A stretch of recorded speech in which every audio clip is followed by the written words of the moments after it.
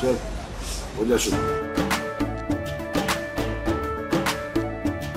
केसरिया से मन जोगी हुआ रे, दिल झूमे देखो पतवारा हुआ रे, दिल झूमे देखो पतवारा हुआ रे। हर पल मनाओ केसरी त्योहार। विमल, बोलो जुबान केसरी। भाई और बहनों, ममता जी हर बात में मोदी जी को चैलेंज करता है। ठीक है, आप मोदी जी को चैलेंज कीजिए, लेकिन ममता जी आपका हिम्मत है 500 साल वाला बाबरी मस्जिद का जगह में राम मंदिर बनाने का आपका हिम्मत है। ममता जी का हिम्मत है उनका। अगर मोदी जी राम मंदिर बना सकता है, क्या ममता जी का हिम्मत है कोई मस्जिद का, बाबरी मस्जिद का जगह में राम मंदिर बनाने का? उनका हिम्मत होगा? इनका हिम्मत है? ममता जी को जोर से मैं हिंदू हूं इतना बोलने का उनका हिम्मत है? उनका तो हर दिन डर में रहता है कहीं सासा लोग उनको वोट ना दे। वो लोग तो, ममता जी तो हर दिन सासा लोग वोट ना दे इसका ही चिंता में रहते हैं, लेकिन हमारा वोट का चिंता पीछे रामलाला का पहले मंदिर बने वो चिंता हमारा पहले। लेकिन इस बार तो हम 400 से शुरू करना चाहता हूं। बोला 400 सीट क्यों चाहिए? हमें तो अभी राम मंदिर बनाया, कृष्ण जन्मभूमि तो बनाना बाकी है ना, कृष्ण भूमि तो बनाना है ना, ज्ञान वापी में मस्जिद का जगह में भगवान शिव जी का मंदिर भी तो बनाना है ना। तो हमें 400 सीट चाहिए कि नहीं चाहिए? हमारा देश में यूनिफॉर्म सिविल कोड आना चाहिए कि नहीं चाहिए? तो हमें तो 400 सीट भी कम हो जाते हैं। ये कांग्रेस वाला राहुल जी और प्रियंका जी पूछते हैं 400 सीट आपको क्यों चाहिए? अरे हमें 400 सीट नहीं, हमें 500 सीट चाहिए, लेकिन इस बार हमने 400 का कोटा रखा हो, अगली बार 500 तक भी चला जाऊंगा। चिंता मत करो, हमारा वो ताकत है और हम वहां तक भी जाके पहुंचेगा। संविधान में बोला शेड्यूल कास्ट का रिजर्वेशन होगा, शेड्यूल ट्राइब का रिजर्वेशन होगा, ओबीसी का रिजर्वेशन होगा। संविधान में कहीं भी बोला है क्या मुसलमान का रिजर्वेशन होगा? कहीं में लिखा हुआ है क्या मुसलमान का रिजर्वेशन होगा? लेकिन आज टीएमसी का सरकार में ओबीसी कोटा में मुसलमान को रिजर्वेशन देता है, आंध्र प्रदेश में मुसलमान को रिजर्वेशन देता है, आज ओबीसी का कोटे में कर्नाटक में मुसलमान को रिजर्वेशन देता है। वो बंद करना चाहिए कि नहीं चाहिए? मुसलमान का रिजर्वेशन बंद होना चाहिए कि नहीं चाहिए? इसलिए भारत में धर्म का आधार में रिजर्वेशन हो ही नहीं सकता है। कि मुसलमान का संख्या बढ़ा है तो मुसलमान ताकतवर बना है, मुसलमान कहीं ताकतवर नहीं बना है। मुसलमान का वोटों का दलाली करने वाला ये टीएमसी वाला लोग ताकतवर बना है, ये कांग्रेस ताकतवर बना है। हमारे कोई गरीब हिंदू, कोई गरीब मुसलमान ताकतवर नहीं बना। भाई और बहनों, हमें सोचना है।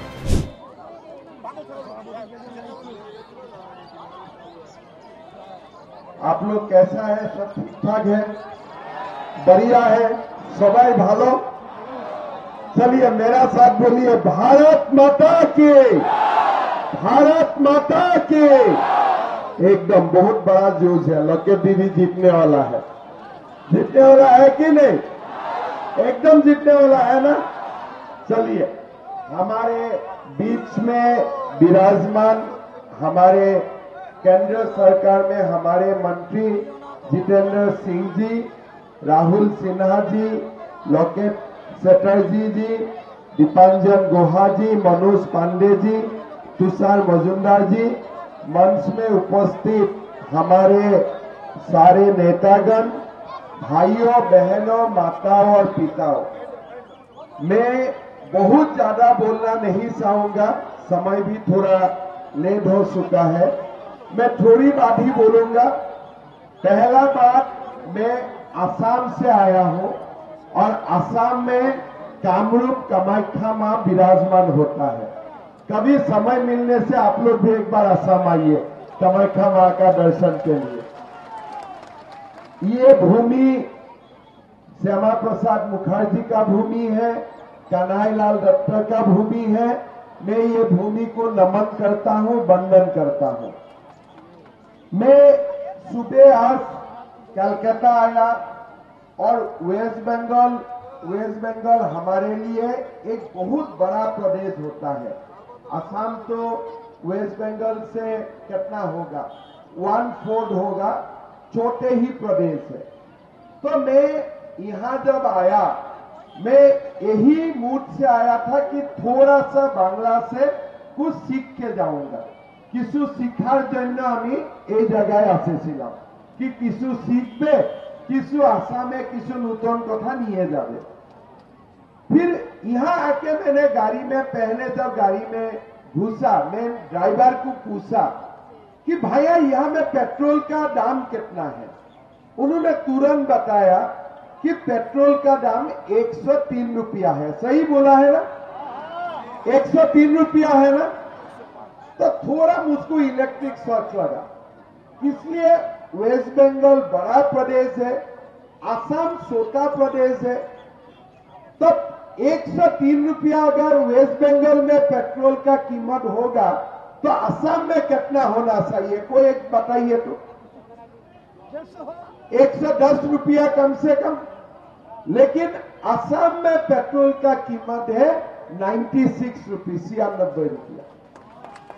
पश्चिम बंगाल में कितना है, 103 रुपया, और असम में कितना है, 96 रुपया।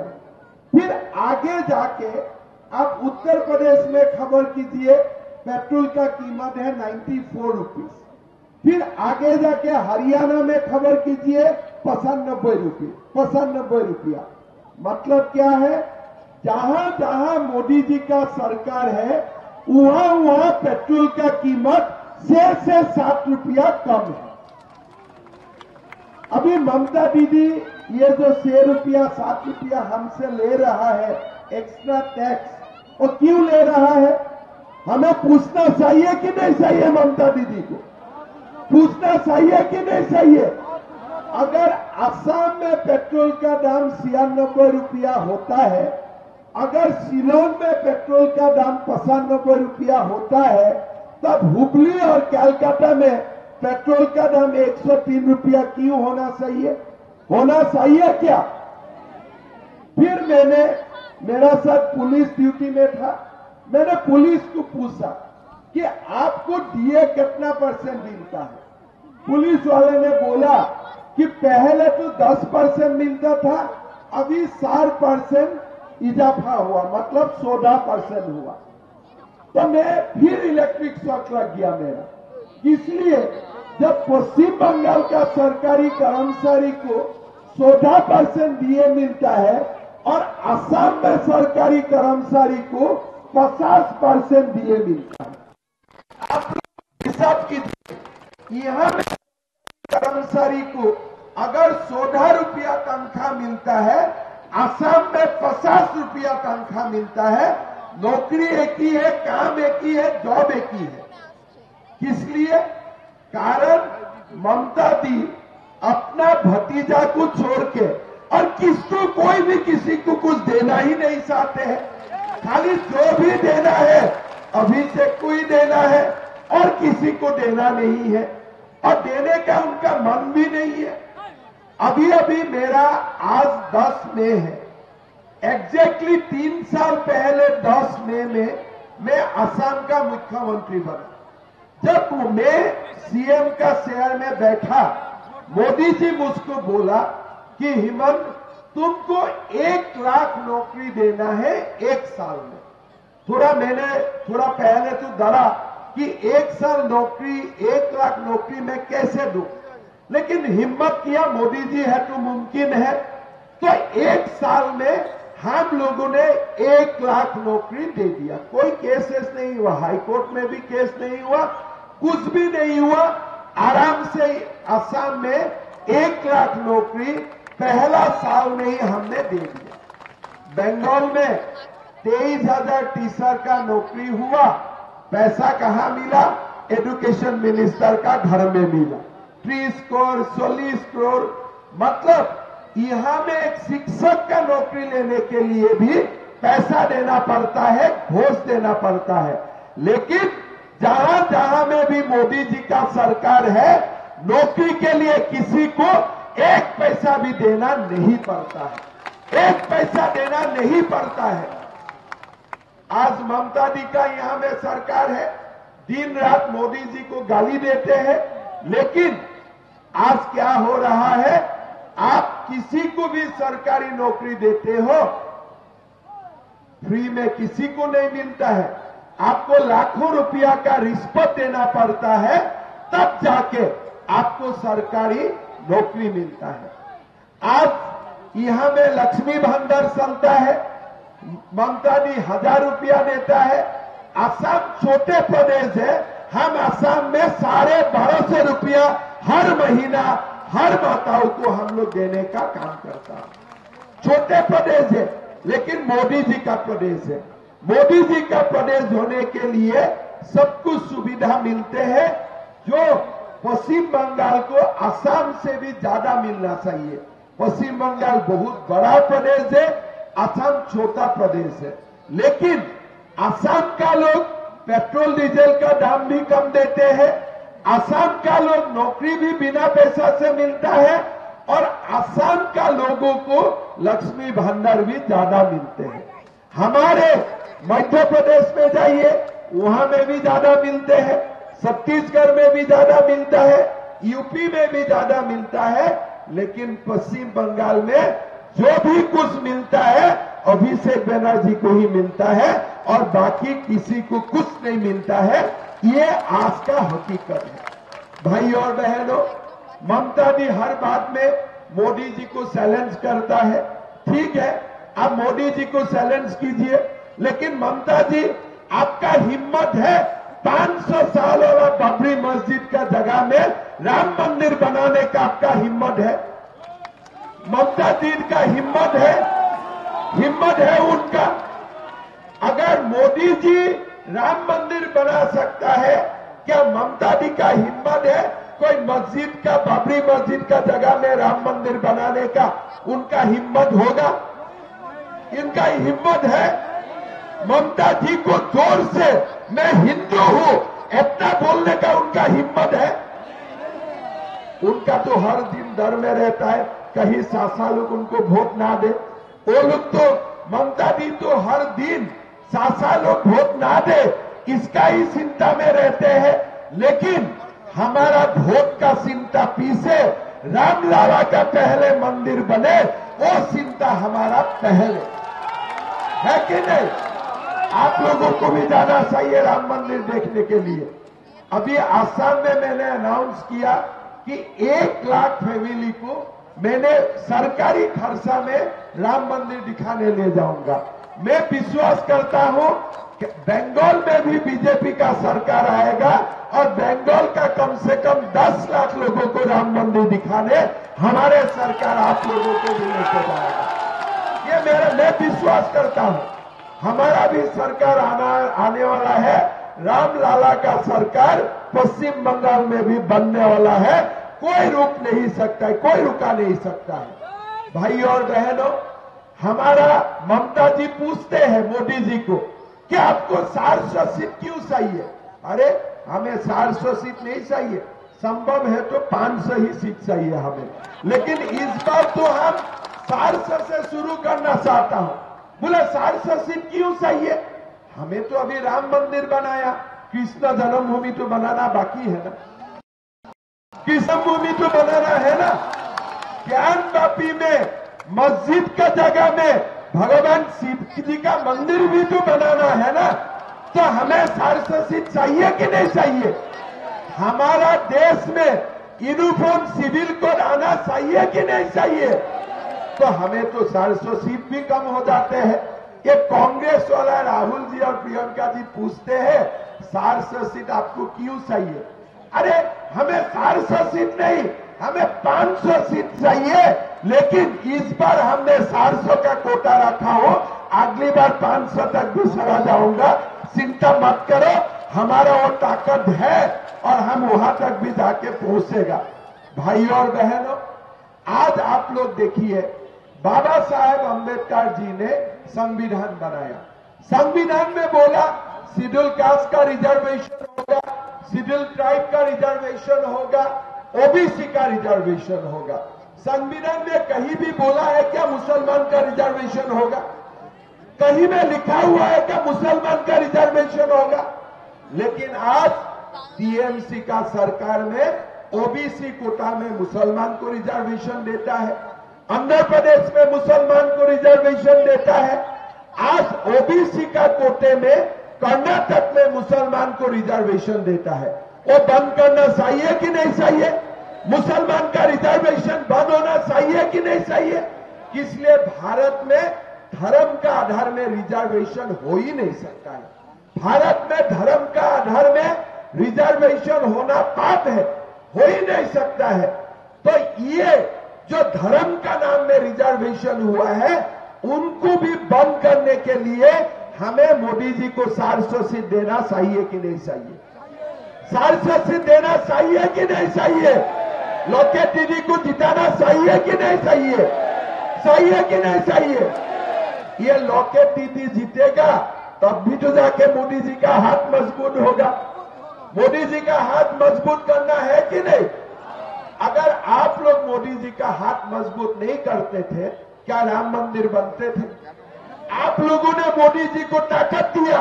पश्चिम बंगाल में लास्ट चुनाव में मोदी जी को ताकत दिया, इसलिए राम जन्मभूमि बना। इस बार आप लोग हमको 30 सीट दीजिए, हमें कृष्ण जन्मभूमि भी हमें बना के दिखाऊंगा। आप हमें 30 सीट दीजिए और देना चाहिए। भाइयों और बहनों, सुबह आज मैंने अखबार में पढ़ा, हमारा देश में ये जो 75 साल हुआ, हमारा देश में हिंदू का संख्या